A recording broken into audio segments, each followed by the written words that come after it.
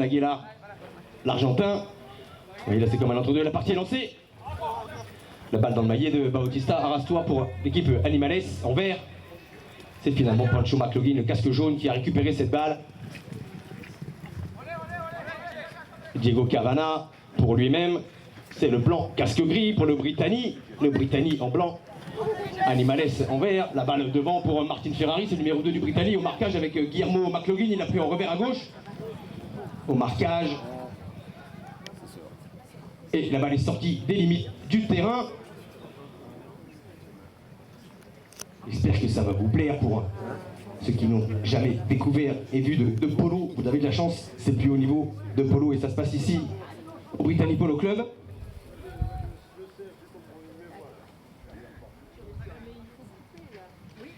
Dégagement en faveur donc d'Animales et c'est Pancho McLaughlin qui a la balle. Récupéré par Diego Cavana, le numéro 4 du Britannique, casque gris. Aidé derrière par Clément Delfos, c'est le numéro 3 blanc. Diego Cavana peut-être. Au marquage avec Bautista.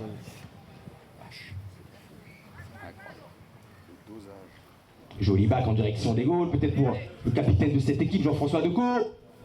Malheureusement, la balle est passée à gauche des poteaux.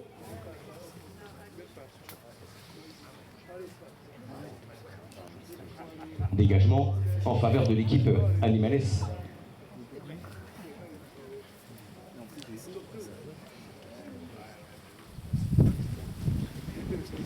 Pancho McLaughlin, le long des planches.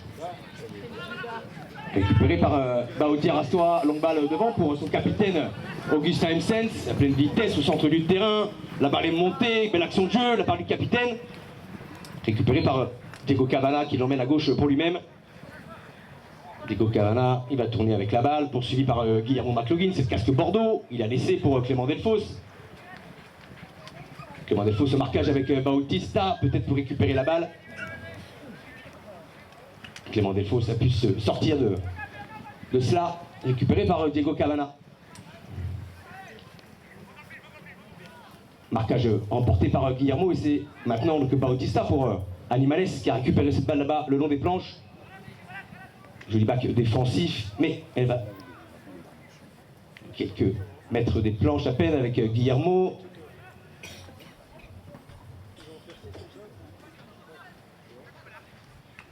Jean-François Decaux, le capitaine du Britannique Polo Club, poursuivi par Guillermo McLaughlin.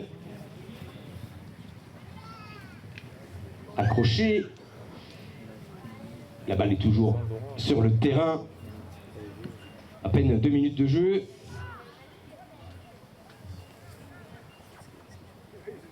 Toujours 0-0. Clément Delfos, il a laissé pour Diego Cavana.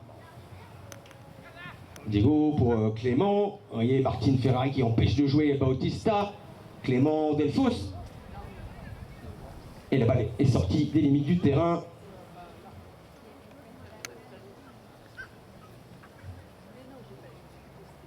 Et donc pour ceux qui ne savent pas, le polo a 2500 ans. 500 ans avant Jésus-Christ, on est déjà au polo. Un sport millénaire. La balle dans le maillet de Pancho McLaughlin, le casque jaune pour son frère Guillermo. Joli bac défensif de la part de Clément Delfos, récupéré par Martin Ferrari, le numéro 2 pour le Britannique, casque noir. Accroché par Pancho McLaughlin, le capitaine Animales, vous voyez, joli coup sous l'encolure devant pour son capitaine. Accrochage de maillet entre les joueurs, bien évidemment tout ça c'est réglementaire et réglementé. Très jolie balle de la part de Diego Cavana devant pour Martin Ferrari. Martin la balle lui a échappé. Et c'est finalement Bautista Arastois pour Animales qui récupère la balle. Bautista, la balle est contrée. Il conserve tout de même cette balle. La balle au centre du terrain, peut-être récupérée par Diego Cavana. Diego Cavana, vous l'avez vu avec la tranche du maillet, il l'a récupéré. Et l'arbitre a sifflé. Il va en profiter pour changer de monture, on peut les applaudir. Excellent début de cette finale Atlantique Polo Club Trophée d'Albaria 2025, ici au Britannique Polo Club. Pardon madame, je filme. Donc là en effet c'est les joueurs qui décident de la possibilité de changer de monture à mi-période. Oui. Alors pour ceux qui ne le savent pas, mais imaginez en fait, il faut à peu près 50 chevaux minimum là par équipe pour jouer ce niveau. Donc il y a quasiment 100 chevaux pour cette finale. La raison pour laquelle on change de monture, vous l'aurez deviné, vous avez constaté le rythme intense des chevaux et des cavaliers, raison pour laquelle on a également un terrain de polo qui fait 275 mètres de long sur 145 mètres de large. Imaginez une surface plus restreinte, la qualité du jeu et l'esthétisme seraient affectés. Et ces dimensions sont celles qui ont été constatées sur un terrain de polo antique qui était situé à Isfahan. Ils ont retrouvé en fait les vestiges, et donc on a basé en fait les dimensions du terrain de polo avec cela. Le polo est un sport passionnant, totalement méconnu, mais grâce à vous et votre venue, ce ne sera plus.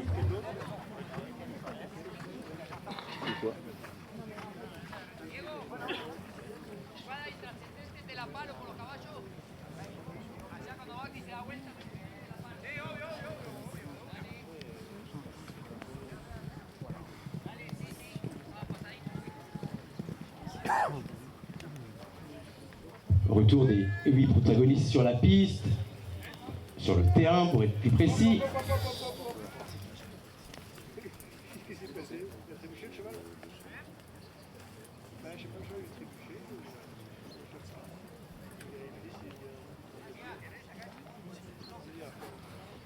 Et donc la partie reprend là où il y a eu la pénalité, et c'est Pancho McLaughlin qui va la frapper. Ça permet à l'équipe de se dégager.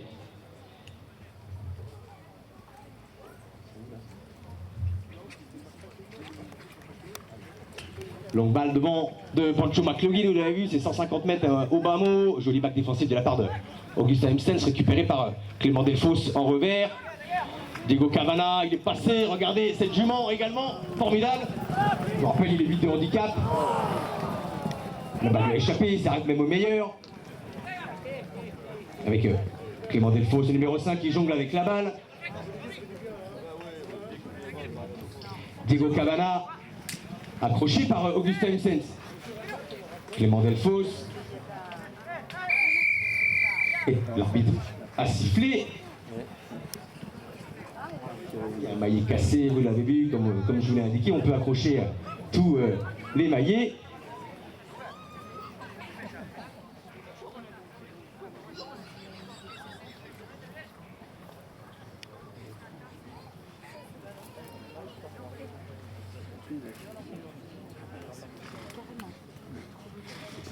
Excellent début pour cette finale des Atlantic Polo Cup Trophée Diane Barrière 2025, deuxième édition.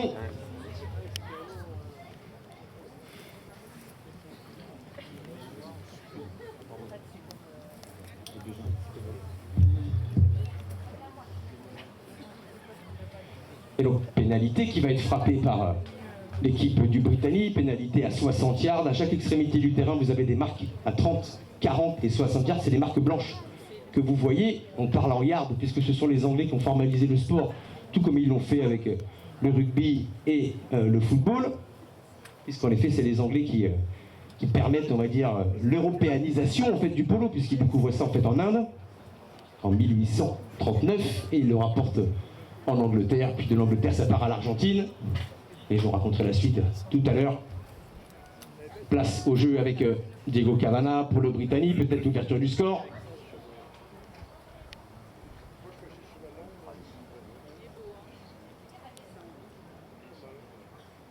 Diego Cabana. Et c'est un goal, l'ouverture du score. Dans le Brittany, 1-0. Alors maintenant vous allez comprendre, en effet, donc les blancs ont marqué à gauche du côté en fait de Guérande, et maintenant les blancs vont marquer à droite. À chaque goal, ils vont intervertir. Encore 2 minutes de jeu, un peu plus, dans cette première période. La balle est lancée, récupérée au swing par Diego Cabana, c'était le plus rapide, mais c'est finalement Guillermo McLaughlin qui a été le plus vif. Diego Cabana maintenant pour le Brittany Polo Club, accroché par Pancho McLaughlin. Diego Cabana là-bas en face pour le public qui est venu également. Diego Cabana, il regarde un petit peu ce qui se passe. Autour de lui, la balle lui a échappé. Bien suivi par Clément Delfosse qui frappe au goal directement. La balle roule. Et quelle action de la part de Clément Delfosse. Je vous rappelle, il a été champion d'Europe également, Clément, il y a longtemps. Il fait partie des 4 meilleurs français, il est 5 de handicap.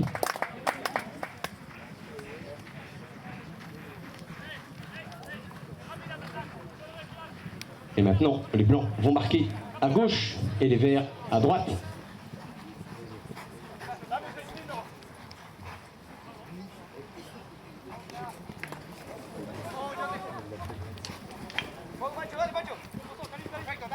Et la balle maintenant accrochée par les deux capitaines, Augustin Himsens et Jean-François Legault. Et c'est finalement Diego Cavana qui va sortir. Petit bac derrière. Juste ce qu'il fallait. Au marquage devant vous, Martin Ferrari. Attention monsieur. Guillermo McLaughlin. La balle a été enterrée. Ils ont marché dessus. Donc l'arbitre a décidé en effet donc d'interrompre la partie. Bien évidemment, on ne peut pas jouer avec une balle enterrée.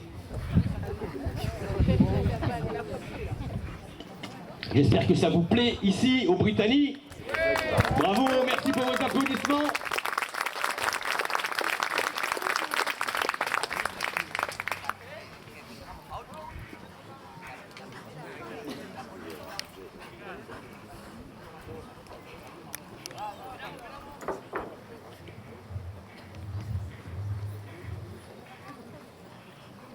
Il reste quelques secondes dans cette première période.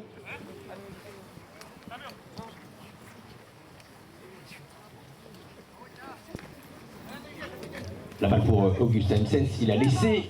Accrochage de Maillet, Jean-François Legault, accroché par Guillermo McLaughlin. Encore 30 secondes de jeu, mais l'arbitre a sifflé puisque la balle est de nouveau enterrée, due certainement aux précipitations.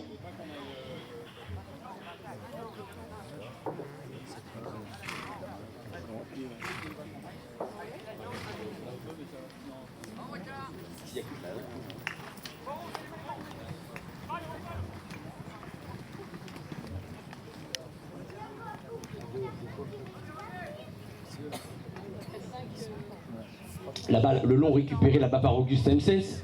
Il restait une poignée de secondes, puisque dès qu'il y a une première sonnerie, il reste 30 secondes de jeu. Et c'est la fin de cette première période sous vos applaudissements. Merci pour le spectacle.